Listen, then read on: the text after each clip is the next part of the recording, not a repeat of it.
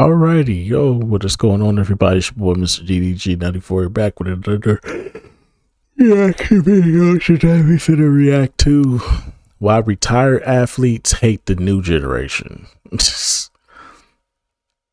I mean, it go both ways. The newer generation hate the older generation, and the older generation hate the newer generation. I think both sides need to shut the fuck up and just play basketball. Well, one side, they can't do it no more. So the other side, either you gonna talk about basketball if you're getting paid to do it, or for the most part, man, shut up.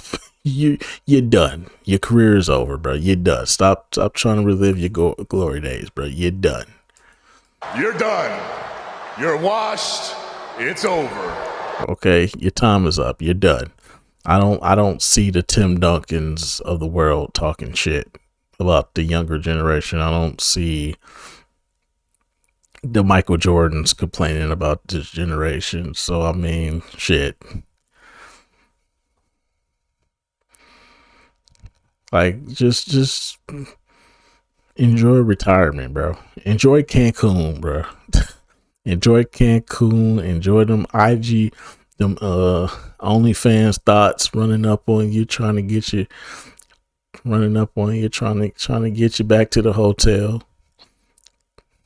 You know what I'm saying? Enjoy that, man. To the younger generation, just shut up and dribble.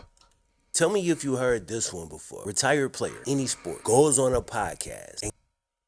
Tell me if you heard this one before. Retired player, any sport, goes on a podcast and gets asked about the current generation of players. After a couple caveats and some light compliments, they proceed to insult nearly all of today's players. The game is soft. You think the NBA's become like too sensitive and political? Oh yes, very, very sensitive, very soft, very political. But people say this is the era we live in, so I guess we have to accept it. Isaiah Thomas said to me once. Shaq didn't even say nothing bad. He said yes.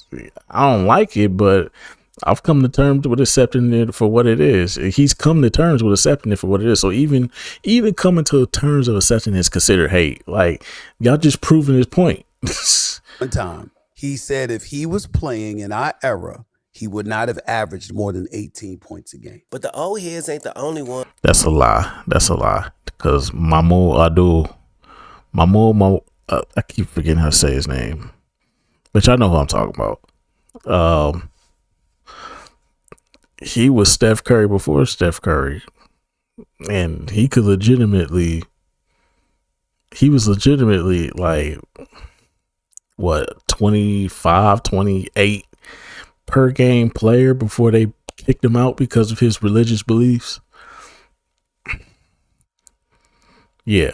I don't agree with that at all. I think Steph Curry would have done good in any era. Steph Curry would have been a fucking wizard in the 80s.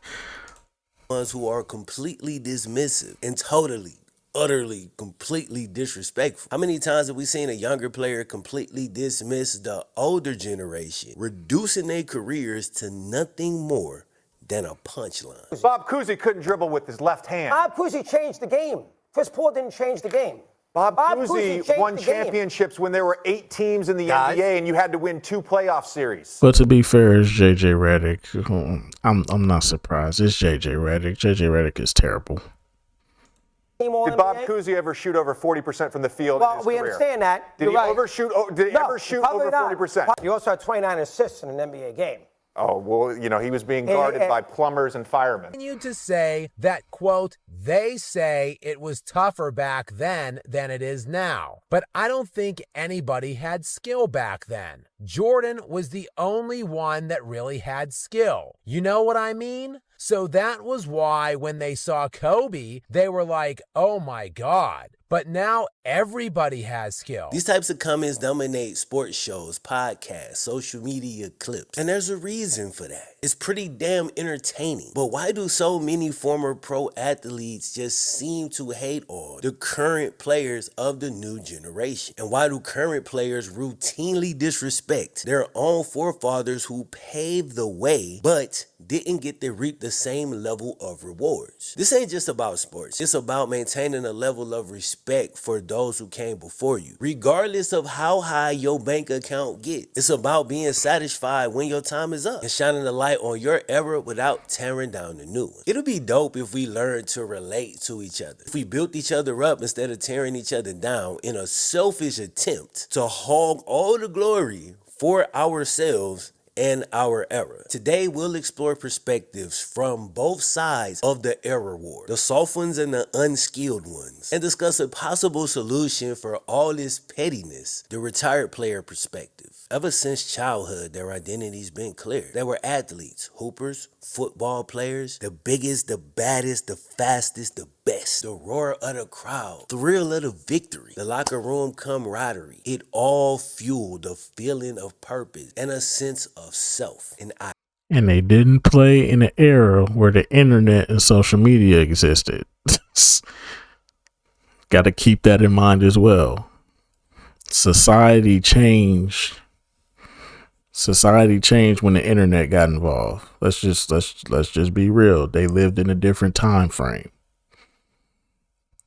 Identity. But what happens when the cheering all stops and all you got left is that pain in your body? A fledgling reputation that dwindles each day as you fade from the spotlight and into obscurity. Years pass, your name's been forgotten. The game barely resembles the sport you played. The players now have it easy. They're driving $1 million cars on the road you paved with blood, sweat, and tears. They don't even give you a ride in their fancy ass car. They splash a puddle of water on you as they zip right by. You have had enough and you decide to fight back. And you'll do it through the media game that they all love to play. You hop on a random interview and throw out the same hot takes that everybody else throws out every single day. Nobody cares about you at this point anyway. So why should it be different than when somebody else does it? Is it logical that every loudmouth dude on television and every no-name know-it-all over on YouTube should have more freedom to express thoughts on the game than you, somebody who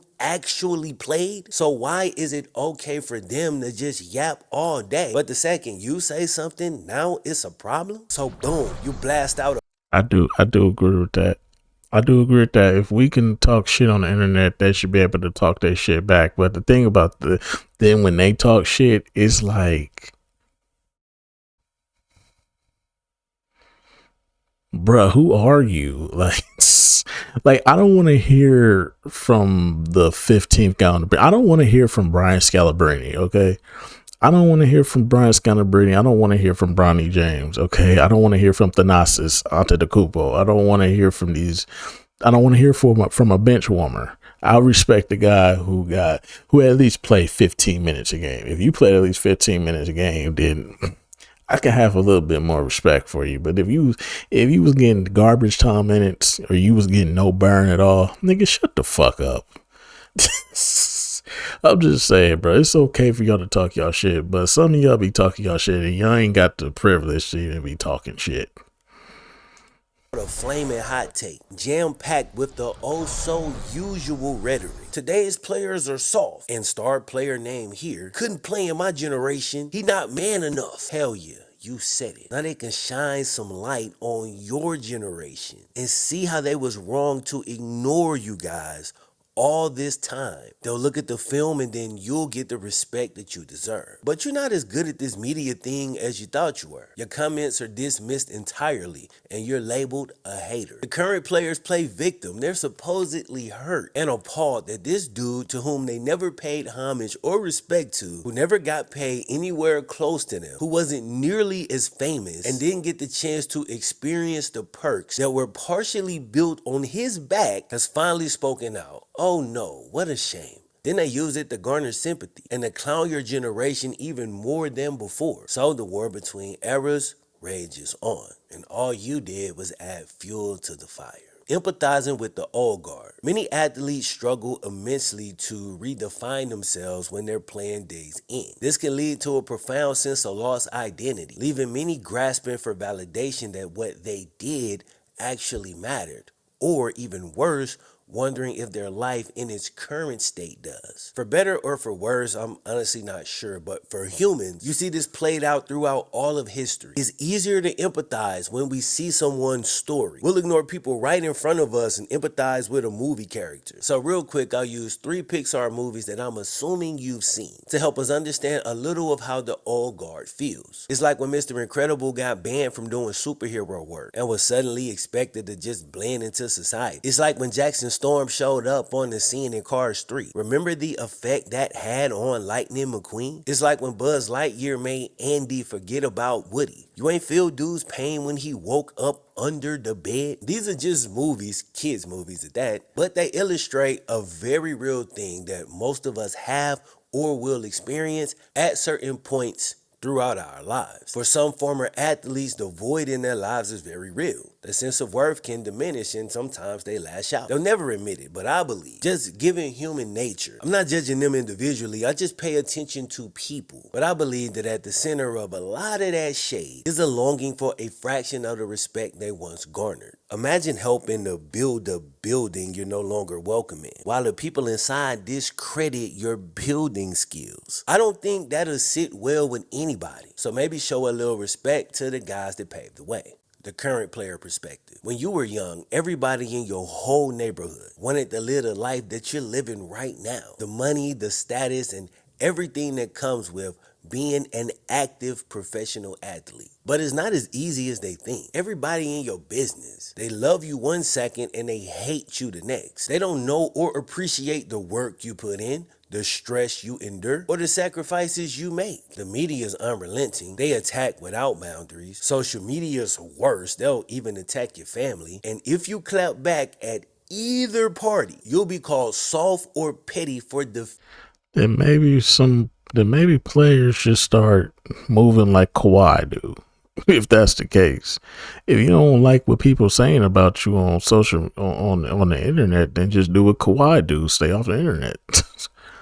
Kawhi do not be paying attention to none of this shit. If more people took Kawhi Leonard's approach, who knows? But I understand. Some people like the internet. Some people live off the internet. Some people thrive off the internet. It's understandable.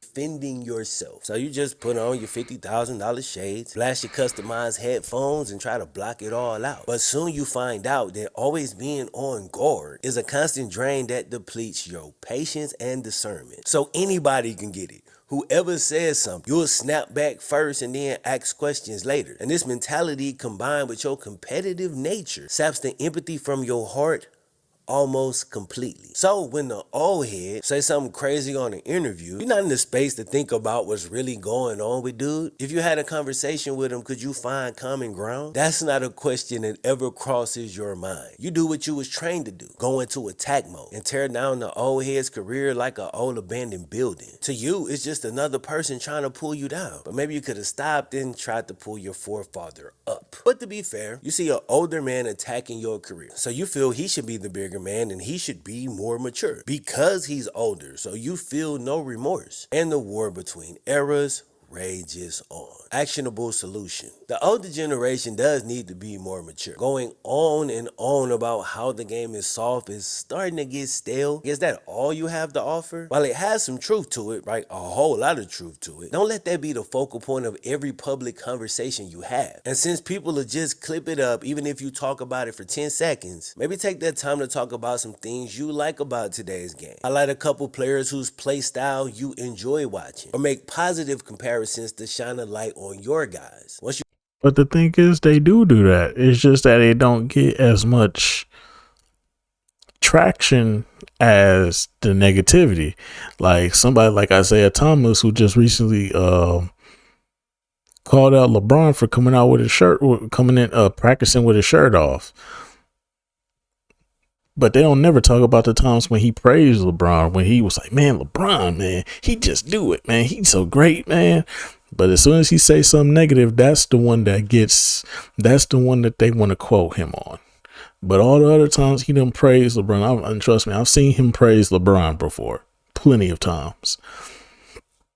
I think one point he said LeBron is better than Jordan at one point. But then again, he hates Jordan. So there's that. But As many times as he has praised LeBron, the one time he calls out LeBron, all of a sudden everybody want to bring up Isaiah Thomas pass and shit like that, because he said one little thing. Come on, bro. Like, they make one little. That's the thing, though. Like, they do compliment the newer generation of players. They do. Like, I remember Charles Oakley said something about Giannis one time, and Isaiah Thomas defended Giannis, saying, "Man, please, Giannis would put 40 on that dude's head. Stop it." He was arguing with somebody from his generation about a current player. So they do talk about they do speak positively about it. It's just that they don't get the clicks.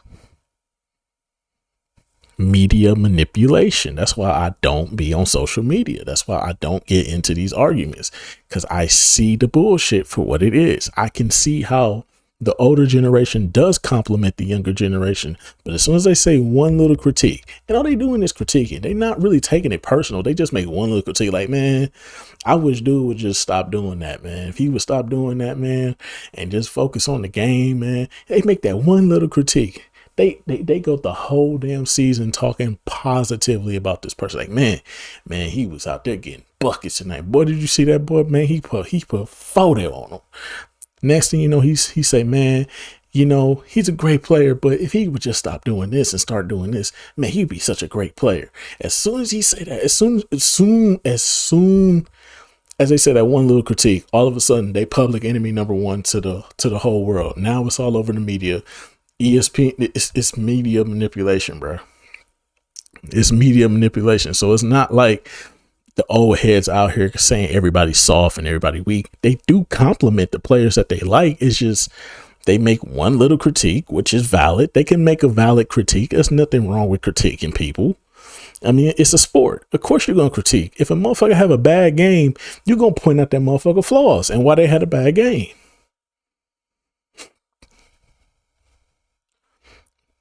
So really, this generation and this time that we living in is just proving a point that today is soft. It just proving a point. So it's not the fact that they say this shit all the time as a talking point. It's the fact that they say this shit because it rings true. I could sit up here and give you praise for every single thing you do. Like, man, he played his heart out. Even though they lost by 20, he still played his heart out. Man, and he took it on the chin like a champ. That's the signs of a leader right there. But as soon as you say, man, if he would just do this right here a little bit more, all of a sudden he public enemy number one. Come on, dog. Stop it. You find some common ground, your complaints will be better received. I think an OG who's done a phenomenal job of this is Kevin Garnett, the big ticket, KG. He still watches and breaks down the game and offers advice to young players who usually accept it. So he can also call them out when they step out of line and is seen as valid criticism instead of blind hate. But ex-players often come out with so much venom, bro, so much spite that the current players feel justified in attacking right back. And the war between eras rages on. But the younger generation should be more respectful and allow more grace to quote-unquote old heads who might throw a little shade, but bro, understand your history and respect your damn elders. Unless one of these dudes gets truly personal, try to understand their perspective before completely just belittling their whole generation. I don't think anybody had skill back then. Jordan was the only one that really had skill. Bob Cousy couldn't dribble with his left hand. He was guarded by plumbers and firemen. Do you understand how disrespectful that is? In science, they got a saying. They say, quote, we're standing on the shoulders of giants. What that means is they're using the understanding that's been gained by major thinkers who came before them. They take the progress they made and get the start from there and then build forward. So every generation of scientists starts further along than the previous ones did because they got reference to all the work that's already been done. Sports works the exact same way. The players you're belittling didn't have the privilege of watching endless basketball on TV and computer. They didn't have the chance to mimic moves at 7 years old. They couldn't watch the replay 1,000 damn times. They couldn't slow it down. You saw it or you didn't. If they gave you a replay, you better lock it in your memory. But y'all were able to mimic moves at a super young age and damn near perfected by the time you was teenagers. Only because of all the data that was collected before you even existed. So because of that, you have the chance to learn the game at an accelerated rate. The internet spreads instructions and ideas across the globe with the tap of a finger. But all the older cats had for their inspiration was the rival neighborhood a couple miles away. Imagine a garage band touring around the Chitlin circuit, right? Performing in parking lots and holes in the wall. Living out of a van and eating fast food for years and years, just grinding, trying to build a name. Then they switch out the members and the new guys come in and reap the rewards from the grind the old members put in. As a new member, this is not your fault, meaning you are not responsible or to blame. But, bro, that goes both ways. You're also not responsible for the success of the league or how big the money has gotten. So when it comes to the dudes who put in any amount of work into helping to pay the golden road that you cruising on, maybe the least you can do is avoid the puddle and don't splash mud all over dude's career. To the retired players who throw out constant shade to the new guys, you're not gonna like this, but you need to grow up. Who am I to say this to you? Honestly, nobody. So you can take that advice or leave it, bro. That's honestly up to you. But I know it's hard to see dudes who don't seem to care as much as you did, have a different set of values, a different approach to the game. But to be fair, you had your time and you made mistakes just like they do. So let's try to understand that the young players are putting in work too. And when you try to diminish their grind by saying their league is soft, you're doing the same thing that they do to you, which makes you just like them. Y'all are mimicking each other. Their grind look different, but it's a grind all the same. So when you disrespect their work, you invite that same disrespect to be reflected directly back at you. Young boys, the same thing. When you disrespect their era, you're inviting that back. So the next time you hear an old pro bashing a new generation, remember that is often a sign of something a little deeper. A fear of irrelevance, a longing for the past, or even a desperate search for identity. And the next time you hear a current player bashing the old cats, remember that those cats didn't have the same privileges current players do. They didn't have access to all the trainers and all the information, the advances in the medical field, or decades and decades of clips and knowledge to sit there and sift through and be influenced by. A little bit of empathy can go a long way. We could get more clips of players from different eras showing a little bit of love to each other. Current players educating a younger audience on the history of the game, and OGs being honest about the transition out of the league. If we can do just a fraction of that, then maybe we can understand each other just a little better. In the years, bro. Not only do you look stronger, but your IQ, bro. I'm watching the intangibles. I'm watching what you do off the ball. I'm watching how far you drift out versus you drift.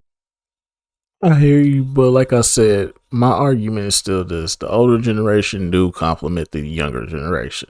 It just don't get as many clicks or as many views or as much attention as when they critique them. That's the problem. That's why I said it's media manipulation. ESPN, TMZ, they all in this. Social media, they all in this. Bleacher Report. What's the other one?